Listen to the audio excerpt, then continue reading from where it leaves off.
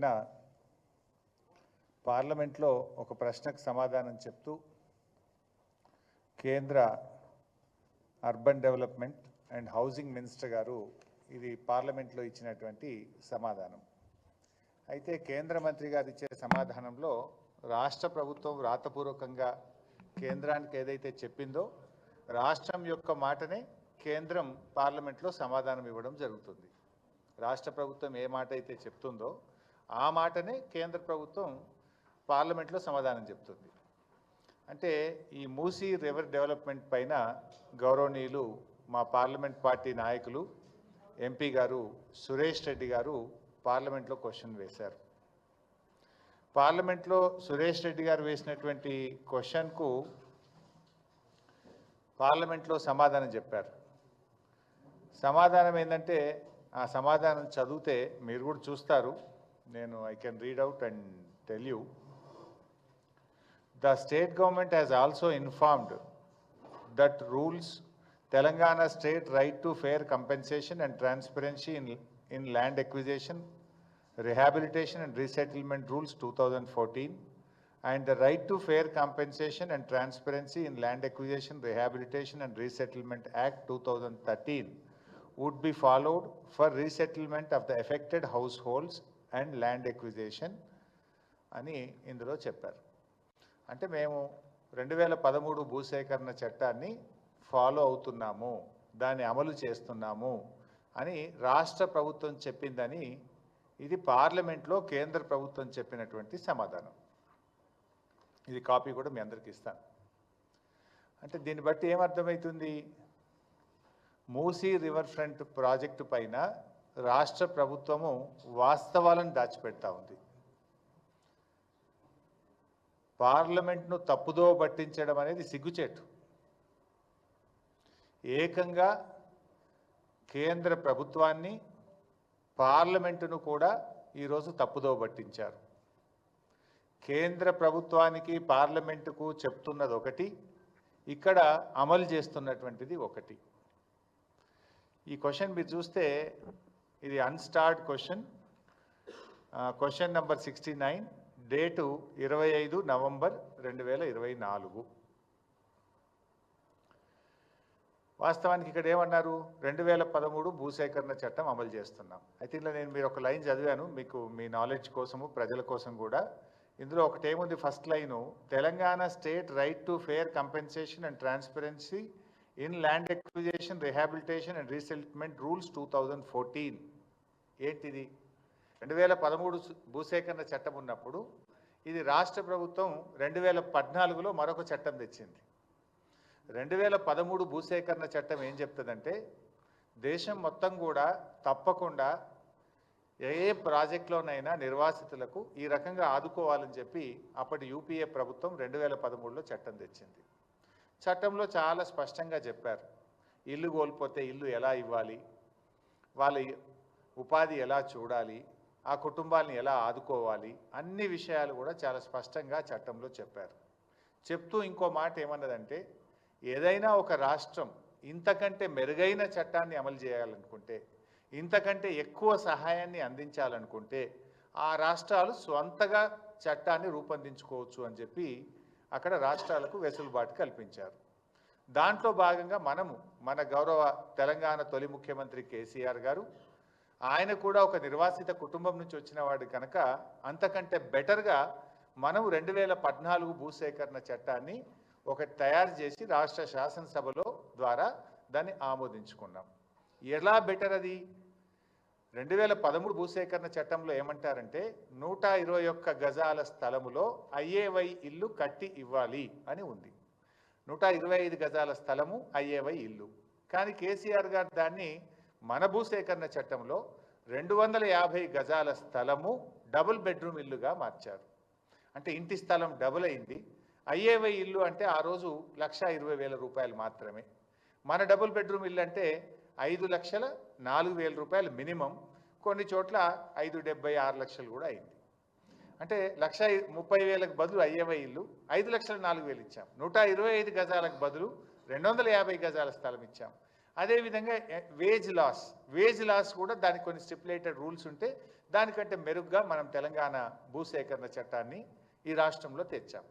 అందుకే పార్లమెంట్లో కూడా ఏం చెప్పారు, ఈవెన్ టుడే మన రాష్ట్రంలో మనము 2013 చట్టానికి లోబడుతూనే అంతకంటే మెరుగైన చట్టం 2014 భూసేకరణ చట్టం ఈరోజు కూడా ఈ రాష్ట్రంలో అమల్లో ఉంది. అది శాసనసభ ద్వారా ఆమోదించి మనం చేశాం. అదే విషయాన్ని వీళ్ళు పార్లమెంట్కి చెప్పింది మంచిగున్నది కానీ అమలు చేసేది బాగలేదు. ఢిల్లీకి పార్లమెంటుకు చెప్పేది ఒకటి, క్షేత్రంలో జరుగుతున్నది మరొకటి. ఏం జరగాలి? ఏదైనా ఒక ప్రాజెక్టు చేపట్టినప్పుడు ఫస్ట్ ఐడెంటిఫికేషన్ ఆఫ్ బెనిఫిషరీస్, ఎవరైతే నష్టపోతున్నటువంటి కుటుంబాలు ఉన్నాయో వారిని గుర్తించాలి, వారందరినీ కూడా గుర్తించాలి. 2013 భూసేకరణ చట్టం ఇంకో మాట ఏం చెప్తుందంటే, అది పట్టా భూమైనా ప్రభుత్వ భూమైనా, అది అసైన్డ్ భూమైనా, అది ఎంక్రోచర్స్ ఉన్నా, మీరు అక్కడ బతుకుతే చాలు, అక్కడ ఉపాధి పొందితే చాలు, అందరికీ సమానమైన హక్కులు ఉంటాయి అని భూసేకరణ చట్టం చెప్పింది. అది ఎంక్రోచర్ అయినా, అసైనీ అయినా, లేదు ప్రభుత్వ భూమిలో ఉన్న, పట్టా భూమిలో ఉన్న అందరికీ సమానమైన చట్టాలు ఉంటాయనేది ఈ చట్టం చెప్తుంది. అయితే ఏం చేయాలి వీళ్ళు? ఫస్ట్ వాళ్ళను ఎన్యూమరేషన్ జరగాలి. ఎన్యూమరేషన్ జరిగి పిఎన్ నోటిఫికేషన్ 60 రోజుల టైం ఇస్తూ ప్రముఖ దినపత్రికల్లో నోటిఫికేషన్ ఇవ్వాలి. Family wise, structure wise notification ఇవ్వాలి. 60 రోజులు నోటిఫికేషన్ ఇచ్చి 60 రోజుల్లో అబ్జెక్షన్స్ కాల్ఫర్ చేస్తారు. ఆ వచ్చిన అబ్జెక్షన్స్ అన్నీ కూడా పరిగణలోకి తీసుకొని ఆ భూసేకరణ అధికారి దెన్ వాటన్నిటిని కూడా సార్ట్అవుట్ చేసి మరొక 30 రోజుల సమయాన్ని ఇస్తూ పీడీ నోటిఫికేషన్ ఇవ్వాలి. సో పిఎన్, పీడీ 2 నోటిఫికేషన్లు అయిపోయిన తర్వాత అన్ని అబ్జెక్షన్స్ను, వాళ్ళకున్న అనుమానాలను నివృత్తి చేసి అబ్జెక్షన్స్ అన్నీ కూడా సార్ట్అవుట్ చేసిన తర్వాత then they have to start the process. కానీ ఇక్కడ అసలు పిఎన్ వచ్చిందా? అసలు బెనిఫిషియరీ నోటిఫికేషన్ అయిందా? అసలు డిపిఆర్ వచ్చిందా? డిపిఆర్ లేదు, బెనిఫిషరీని గుర్తించలేదు, ఎన్యూమరేషన్ జరగలేదు, పిఎన్ నోటిఫికేషన్ రాలేదు, పీడీ రాలేదు, పేదల ఇండ్లు కూలగొట్టేసిండ్రు, తీసుకుపోయి డబుల్ బెడ్రూమ్లో వాడేసిండ్రు. వాస్తవానికి చట్టం ఏం చెప్తుంది? ఇది గతం మన రాష్ట్రంలో మేము అమలు చేశాం. కేసీఆర్ గారి నాయకత్వంలో మల్లన్న సాగర్లో కావచ్చు, కొండపోచమ్మ సాగర్లో కావచ్చు, పాలమూరు ఎత్తిపోతల పథకంలో కావచ్చు, సీతారామాలో కావచ్చు, అనేక ప్రాజెక్టులలో మన రాష్ట్రంలో అమలు చేసి ఉన్నాం. ఏం చేయాల్సి ఉంటుంది ఈ చట్ట ప్రకారంగా? First PN, take the objections and sort it out, then go for PD, take the objections and sort it out. PN, PD అయిన తర్వాత వాళ్ళు ఉంటున్నటువంటి స్ట్రక్చర్, అది గుడిసెనా, గూనె పెంకల ఇల్లా, అది పక్కా ఇల్లా, ఏదైనా కూడా ఆ ఇంటికి R&B లేదా పంచాయతీరాజ్ అధికారులు వెళ్ళి ఆ పాత ఇంటికి ఎంత వాల్యూ ఉంటుందో వాల్యుయేషన్ చేస్తారు. వాల్యుయేషన్ చేసి డిప్రిషియేషన్ కూడా, ఒకవేళ పాత స్ట్రక్చర్ అయితే డిప్రిషియేషన్ తీసేసి దాని నెట్ వాల్యూకు రెండంతల డబ్బును ఆ ఇంటి యజమానికి ఇవ్వాలి. ఇది జరిగిందా మన దగ్గర? నో. పాత ఇంటికి ఇంజనీర్లు ఎస్టిమేట్ చేసి డిప్రిషియేషన్ తీసేసి నెట్ వాల్యూ మీద రెండంతల డబ్బు ఆ ఇంటి యజమానికి ఇవ్వాలి. This is number 1. Number 2, wage loss. అంటే వాళ్ళు ఉపాధి కోల్పోతారు. నిజంగా మూసీలో ఎవరి ఇండ్లు పోయినా ఎక్కువ ఎవరి పోతున్నాయి ఈ నిమిషానికి? వాళ్ళు ఇనుప సామాన్ అమ్ముకునేటోళ్ళు, రోళ్ళు తయారు చేసేటోళ్ళు, లేకపోతే ఏమంటాము గొడ్డళ్ళు, కత్తులు, వాటిని పదను పట్టేటువంటి వాళ్ళు, లేకపోతే అక్కడ ఉండే ఇళ్లల్లో పనిచేసుకునేటువంటి వాళ్ళు, పాత సీసాలు ఏరుకునే వాళ్ళు, పాత బట్టలు అమ్ముకునేటువంటి వాళ్ళు, ఇలా చాలా అత్యంత పేదలైనటువంటి వాళ్ళు, ఆటోలు నడుపుకునేటువంటి వాళ్ళు, రిక్షా పుల్లర్సు, హమాలీసు, హోటళ్లలో పనిచేసేటువంటి వాళ్ళు, ఇట్లాంటి వాళ్ళు అతి కడు పేదలు ఆ ప్రాంతంలో నివసిస్తున్నారు. మరి ఆ పేదలకు పాత ఇంటికి నువ్వు డబ్బులు ఇవ్వలేదు, నెంబర్ 1. Number 2, wage loss. మన 2014 భూసేకరణ చట్టం ఏం చెప్తుందంటే, ఆ ఇంటిలో పెళ్ళైనటువంటి వాళ్ళు ఎందరుంటే అంతమందిని కుటుంబాలుగా గుర్తించాలి. పెళ్ళి అయినటువంటి వాళ్ళు ఆ ఇంట్లో ఎందరుంటే అందరినీ కుటుంబాలుగా గుర్తించాలి. ఒక్కొక్క కుటుంబానికి 7,50,000 రూపాయల వేజ్ లాస్ 1 టైం సెటిల్మెంట్ కింద ఇవ్వాలి. నెంబర్ 2. నెంబర్ 3, ఆ ఇంట్లో పెళ్లి కానటువంటి 18 సంవత్సరాలు నిండినటువంటి అమ్మాయి కానీ అబ్బాయి కానీ ఉంటే వారికి ఒక్కొక్కరికి 5 లక్షల రూపాయలు ఇవ్వాలి. నంబర్ 4, ఇంట్లో పెళ్ళై ఉన్నటువంటి వారందరికీ ప్రతి ఒక్కరికి 250 గజాల స్థలము మరియు డబుల్ బెడ్రూమ్ ఇల్లు ఇవ్వవలెను. డబుల్ బెడ్రూమ్ ఇళ్లతో పాటు ఆ ఇంటికి నల్లా connection, current connection, drainage, roads, hospital, ANM sub centre, post office, అన్ని దేవాలయము, చర్చు, మసీద్, అన్ని వసతులతో కూడినటువంటి కాలనీని యాజ్ ఇట్ ఈజ్గా నిర్మించి ఇవ్వాలి. పెళ్ళి కాని 18 సంవత్సరాలు నిండిన వాళ్ళకు 5 లక్షలు అన్నాం కదా, దాంతోపాటు వారికి కూడా 250 గజాల స్థలాన్ని కూడా ఇవ్వాలి. These are the points in 2014 act. ఇందులో ఒక్కటన్నా అమలైందా వైసాబ్? ఈ కట్టిన డబుల్ బెడ్రూమ్ ఇల్లు కూడా రిజిస్ట్రేషన్ చేసి, రిజిస్ట్రేషన్ ఫీజు ఎగ్జామ్ట్ అనే చేయాలి, గవర్నమెంటే రిజిస్ట్రేషన్ ఫీజు కట్టి సెలబుల్ రైట్స్తో కూడిన ఇల్లు ఇవ్వాలి వాళ్ళకి. ఎందుకంటే వాళ్ళది ఆస్తి మనం తీసుకుంటున్నాం కనుక మనం ఇచ్చే డబుల్ బెడ్రూమ్ ఇల్లు 250 గజాల స్థలము కట్టిన ఇల్లును రిజిస్ట్రేషన్ డిపార్ట్మెంట్ ద్వారా రిజిస్ట్రేషన్ చేసి పూర్తి హక్కులతో కూడినటువంటి ఇల్లు వాళ్ళకి ఇవ్వాలి. ఇది మన భూసేకరణ చట్టం. వీళ్ళు చేసింది ఏంది? కేసీఆర్ గారు కట్టిన డబుల్ బెడ్రూమ్ ఇళ్లలో నెట్టేసారు వాళ్ళని, ఖతం. అది కూడా అసైన్మెంట్, ఉత్తరే కాగితం ఇచ్చారు. అది సెలబుల్ రైట్ కాదు, హక్కు లేదు, దాని భూమి లేదు, అదేంటి అపార్ట్మెంట్. అది పేదల కోసం కట్టిన అపార్ట్మెంట్ లాగా కట్టింది. రేపు వాళ్ళకి ఏముంటుంది? వాళ్ళకి రైట్ ఏముంటుంది దాని మీద? అంటే నువ్వు మొత్తంగా మోసం చేసినావు. భూసేకరణ చట్టంలో ఏ ఒక్కటి కూడా చేయలేను. బేసికల్లీ పాత ఇంటికి డబ్బులు ఇవ్వలేదు, ఉపాధికి కోల్పోయే వారికి డబ్బులు ఇవ్వలేదు, వాళ్ళకు house site with built house ఇవ్వాలి, అది ఇవ్వలేదు, పెళ్లిగాని పిల్లలకు సాయం చేయలేదు. అంటే ప్రజల్ని మోసం చేసిండు రేవంత్ రెడ్డి, పార్లమెంట్ను కూడా మోసం చేసిండు రేవంత్ రెడ్డి. బికాస్ ఆయనే మున్సిపల్ మినిస్టర్, ఆయన సంతకంతోనే ఢిల్లీకి పోతుంది ఫైల్. పార్లమెంట్లో ఏదైనా సమాధానం చెప్పాలంటే రాష్ట్రంలో సంబంధిత శాఖ మంత్రి యొక్క అప్రూవల్తోనే ఆ సమాధానం పార్లమెంటుకు వెళ్తుంది. ఇవాళ మున్సిపల్ మంత్రి ఆయన్నే, ముఖ్యమంత్రి ఆయనే ఇలా ఈ రాష్ట్ర ప్రజల్ని మోసం చేసిండు, కేంద్ర ప్రభుత్వాన్ని మోసం చేసిండు, పార్లమెంటును కూడా రేవంత్ రెడ్డి గారు మోసం చేసిండు. ఇప్పుడు ఆల్రెడీ కొన్ని ఇండ్లు కూలగొట్టింది కదా బైసాబ్, మీరు ఫోటోలు కూడా ఉన్నాయి ఇక్కడ. ఈ పేదల ఇండ్లు కూల్చేసిండ్రు. ఇప్పుడు ఈ ఇండ్లకు మరి ఇప్పుడు డబ్బులు ఇవ్వాలంటే కూడా ఆ ఇల్లుని ఎట్లా ఎస్టిమేట్ చేస్తావు? How do you estimate these houses? How will you compensate these poor people?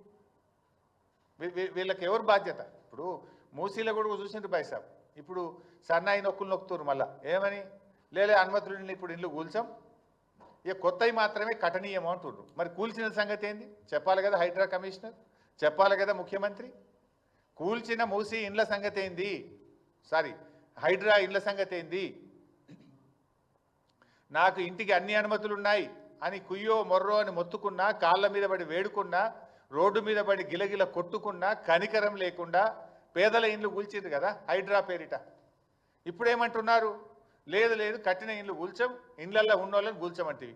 ఆ చిన్న పాప నా పుస్తకాలు తెచ్చుకుంటా, మా నాన్న కొనిచ్చిన వాటర్ బాటిల్ తెచ్చుకుంటా అంటే కూడా ఆ పసిపిల్ల మీద కూడా కనికరం లేకుండా ఇండ్లు కూలగొట్టారే. ఆ పాపానికి బాధ్యుడు ఎవడు? ఆ చేసిన అన్యాయానికి ఎవరికి శిక్ష వేయాలో నిర్ణయించండి. ఇప్పుడేమంటున్నారు? లే మేము ఇక కొత్తవి కూల్చాము అంటున్నారు, ఏదో డేట్ పెడతాము అంటున్నారు. మరి కూల్చిన వాటి సంగతి ఏంటి? వాళ్ళు కట్టిండ్రు, డబ్బులు కట్టిండ్రు, pay them the compensation. Compensation ఇచ్చినా వాళ్ళు పడ్డ క్షోభ, వాళ్ళు పడ్డ బాధ, వాళ్ళు పడ్డ అనుభవించిన నరకమైతే పోదు కదా. తక్కువ బాధనా? వర్షం పడుతుంటే నడి రోడ్డు మీద పడేసిండ్రు, పిల్లల పుస్తకాలతో సహా, బట్టలతో సహా, కట్టు బట్టలతో ఇళ్ళకి వెళ్ళి బయటకు వెళ్ళగొట్టి గోసపుచ్చుకున్నారు కదా. ఇప్పుడు మళ్ళీ డేట్ మారిస్తే నీ నిర్ణయం మారచ్చు, కోర్టు మొట్టికాయలు వేస్తే మార్చుకున్నావు. కానీ ఆ పడ్డ క్షోభకు ఎవరు బాధ్యత వహించాలి? ఆ పడ్డ బాధకు ఎవరు బాధ్యత వహించాలి? ఆ కూలిన ఇల్లుకు ఇలా కంపెన్సేషన్ ఇచ్చి వాళ్ళని కాపాడుకోవాలన్నా వద్దా? అదేవిధంగా ఇలా మూసీలో కూడా ఇల్లు కూలగొట్టివి, నీవు చట్టం చూసుకోపోతివి, పద్ధతి పాటించకపోతివి, పార్లమెంట్ నువ్వు తప్పుదోవ పట్టిస్తేవి. ఈ కూలిన ఇళ్లకు రేపు నష్టపరిహారం ఎట్లా చెల్లిస్తావు? రేపు డెఫినెట్గా ఇవ్వాల్సిందే. బీఆర్ఎస్ పార్టీ ఊరుకోదు. ఈ బాధ ఎట్లా తీరాలి? ఎందుకు ఈ తొందరపాటి దుందుడుకుడు చర్యలు? ఆగమాగం చేసి ఇలా రాష్ట్రం పరుగు తీస్తున్నావు, పేదల ఉసురు పోసుకుంటున్నావు.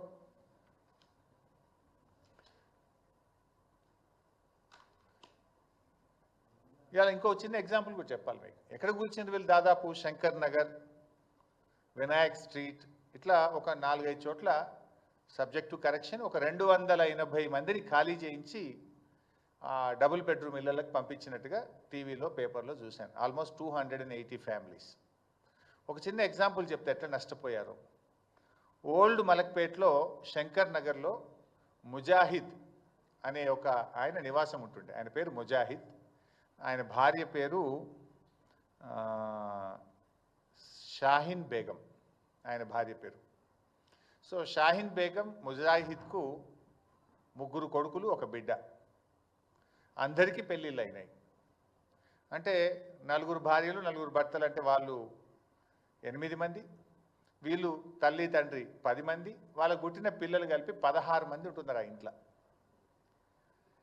ఓల్డ్ మలక్పేట్, శంకర్ నగర్, ఒక ఇంట్లో మూసి దాంట్లో 16 మంది ఉంటున్నారు. వీళ్ళు పోయినరు, ఆ ఇల్లు ఊలగొట్టి డబుల్ బెడ్రూమ్ ఇచ్చిండ్రు. ఆ డబుల్ బెడ్రూమ్లో 16 మంది ఉండగలుగుతారా? వాళ్ళు ఉంటున్న మూసి ఇంట్లో 8 గదులు ఉన్నాయి. 8 గదుల్లో 5 కుటుంబాలు బతుకుతున్నాయి. 3 కొడుకులు, 1 బిడ్డ, తల్లి తండ్రి. 8 గదుల ఇంట్లో 16 మంది నివసిస్తుంటే ఆ ఇల్లు కూలగొట్టి ఒక డబుల్ బెడ్రూమ్ ఇచ్చి మీరు వెళ్ళిపోండి అన్నారు. ఆ పాత ఇంటికి రూపాయి ఇయ్యలే. కానీ 2013 భూసేకరణ చట్టం ఏం చెప్తుందంటే, పెళ్ళైన వాళ్ళు ఇంట్లో ఎందరుంటే అన్ని డబుల్ బెడ్రూమ్లు వేయాలి. అంటే వీళ్ళకి ఎన్ని వస్తాయి? 5 డబుల్ బెడ్రూమ్ ఇల్లు రావాలి ఆ ఇంటికి. రావాలా? నువ్వేం చేసినావు? కేసీఆర్ కట్టించిన ఒక ఇల్లు ఇచ్చి వాళ్ళని బలవంతంగా నెట్టేసి నేనేదో గొప్ప పని చేసినా, మానవత దృక్పథంతో చేసినా అంటున్నావు. మానవత దృక్పథం కాదు, ఇట్ ఈస్ దేర్ రైట్. భారత రాజ్యాంగం, భారత పార్లమెంటు వాళ్ళకి ఇచ్చిన హక్కు అది. కానీ నువ్వు నేనేదో గొప్పగా చేసిన మానవతా దృక్పథం, నువ్వు గొప్పగా చేయలే. చట్టానికి తూట్లు పొడిచినావు, పేదల కండ్లు పొడిచినావు నువ్వు, పేదల ఉసురు పోసుకున్నావు నువ్వు. అదే ముజాహిద్ కుటుంబానికి ఏం రావాలి? 5 డబుల్ బెడ్రూమ్ ఇల్లు రావాలి చట్ట ప్రకారంగా. 5 × 7,50,000, ప్రతి కుటుంబానికి 7,50,000 ఉపాధి కోల్పోయింది కనుక డబ్బు ఇవ్వాలి. అంటే 37.5 లక్షల రూపాయల డబ్బు ఆ కుటుంబానికి రావాలి. నువ్వేమి ఇయ్యలే. ఓ కేసీఆర్ గారు పేదలకు కట్టించిన ఇల్లు ఇచ్చి ముజాహిద్ కుటుంబాన్ని అలా రోడ్డు మీద పడేసినావు నువ్వు. ఇట్లాంటి ఎన్నో బాధలు ఉన్నాయి, ఇట్లాంటి ఎన్నో కష్టాలు ఉన్నాయి ప్రజలకు. ఇప్పుడు ఆ కుటుంబం విడిపోయింది. क्या हो गया? एक घर में तो 5 फैमिली नहीं रह सकते. अब किराए पे ले लेके एक जगह एक आदमी गए, दूसरा एक जगह गए, पूरे लोग एक साथ थे. अब रेवंत रेड्डी की वजह से वो फैमिली टूट गया. एक आदमी एक जगह चले गए. बहुत परेशानी में है वो लोग. ఈ విషయాల మీద ఇంకా కూడా ఇప్పుడు రేవంత్ రెడ్డి మొన్న ఎక్కడో వరంగల్లో మాట్లాడుతూ సోనియా గాంధీ గారి కాళ్ళు కడిగి నెత్తిలో నీళ్లు పోసుకోవాలని చాలా గొప్ప డైలాగ్ అయితే కొట్టిండు. నేను అడుగుతున్నా రేవంత్ రెడ్డి గారు, నిజంగా నీకు సోనియా గాంధీ గారి మీద ప్రేమ ఉంటే నువ్వు కాళ్ళు కడిగి నెత్తిలో పోసుకుంటావా, పోసుకోవా, నీ ఇష్టం. వెనకడ బలి దేవత అన్నావు, ఇప్పుడు దేవత అన్నావు, రేపు ఏమంటావో నువ్వు, నీ నోటికి హద్దు లేదు, పద్దు లేదు. బట్ అట్లీస్ట్ నిన్నగాక మొన్న మాట్లాడినావు. ఆవిడ మీద ప్రేమ ఉంటే సోనియా గాంధీ గారు తెచ్చిన 2013 భూసేకరణ చట్టాన్ని అమలు చేయి. వారు తెచ్చిన చట్టానికి ఎందుకు తూట్లు పడుస్తున్నావు అని నేను అడుగుతా ఉన్నా. నేను చట్టానికి వ్యతిరేకంగా వెళ్తా, పేదల్ని నడి రోడ్డు మీద పడేస్తా, సోనియా గాంధీ కాళ్ళు కడిగి నెత్తిలో నీళ్ళు పోసుకుంటా నడుస్తుందా? సోనియా గాంధీ గారు తెచ్చిన చట్టాన్ని ఏమో అమలు చేయవు. నీకు నిజంగా సోనియా గాంధీ గారి మీద గౌరవం ఉంటే, ప్రేమ ఉంటే, మీ కాంగ్రెస్ పార్టీ తెచ్చిన చట్టం, సోనియా గాంధీ గారు తెచ్చిన చట్టం 2013 అమలు చేయి. నువ్వు ప్రజలను మోసం, దేశాన్ని మోసం, పార్లమెంట్ను మోసం, సోనియా గాంధీని మోసం, అందరినీ మోసం చేసినావు నువ్వు.